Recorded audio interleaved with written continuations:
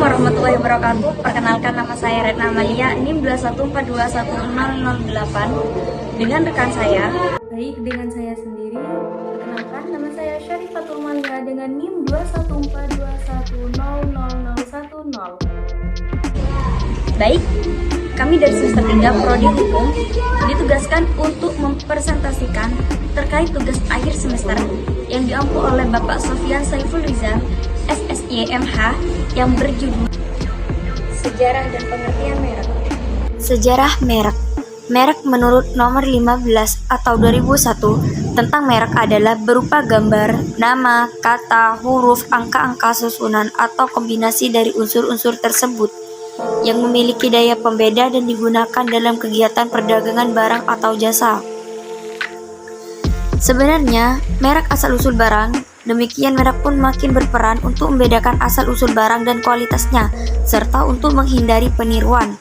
Peraturan merek yang pertama kali diterapkan di Inggris adalah hasil adopsi dari Prancis tahun 1857 dan kemudian membuat peraturan tersendiri, yakni Mechanus ACC tahun 1862 yang berbasis hukum pidana.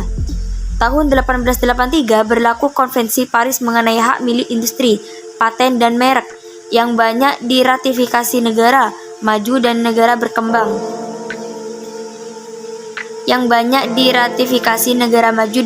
berkembang.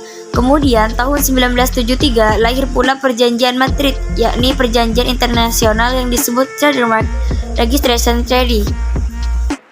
Di Indonesia, terdapat UU Merek tahun 1961 yang menggantikan Rich Lehman Industry Agent Law STB 1912 nomor 545 Jo STB 1913 nomor 214. Berkembang berikutnya, tahun 1992 lahir UU Merek baru yang kemudian direvisi tahun 1997 dan 2001 dengan menyesuaikan terhadap TRIPS. Pengertian merek. Merek adalah tanda berupa gambar, nama, kata, huruf, angka-angka, susunan atau kombinasi unsur-unsur tersebut yang memiliki daya pembeda dan digunakan dalam kegiatan perdagangan barang dan jasa. Merek merupakan suatu tanda atau pembeda atas barang atau jasa dari satu perusahaan dengan perusahaan lainnya.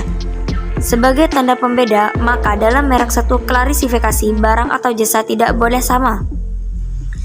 Mereka memiliki persamaan sebagai antara satu dan lainnya, baik pada keseluruhan maupun pada pokoknya. Merek atas yang diperdagangkan oleh seseorang atau beberapa orang atau badan hukum. Merek sebagai salah satu wujud intelektual memiliki peranan penting bagi kelancaran dan peningkatan perdagangan barang atau jasa dalam kegiatan perdagangan dan investasi. Merek dengan brand image-nya dapat memenuhi kebutuhan konsumen akan tanda pengenal atau daya pembeda yang teramat penting dan merupakan jaminan kualitas produk atau jasa dalam suasana persaingan bebas. Baik, di sini saya akan menyebutkan syarat-syarat yang harus dipenuhi oleh suatu merek. Yang pertama ialah memiliki pembeda. Yang kedua, merupakan tanda barang atau jasa.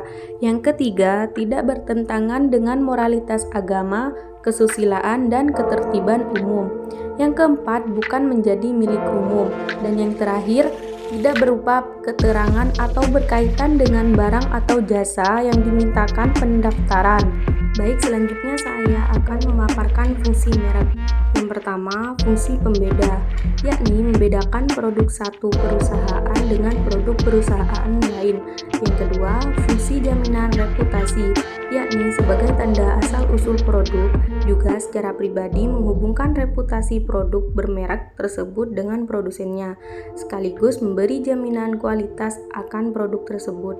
Yang ketiga, fungsi promosi, yakni merek juga digunakan sebagai sarana memperkenalkan produk baru, mempertahankan reputasi produk lama yang diperdagangkan, sekaligus untuk menguasai pasar. Dan yang terakhir, fungsi rangsangan investasi dan pertumbuhan industri, yakni merek dapat menunjang pertumbuhan industri melalui penamaan modal, baik asing maupun dalam negeri, dalam menghadapi mekanisme pasar bebas.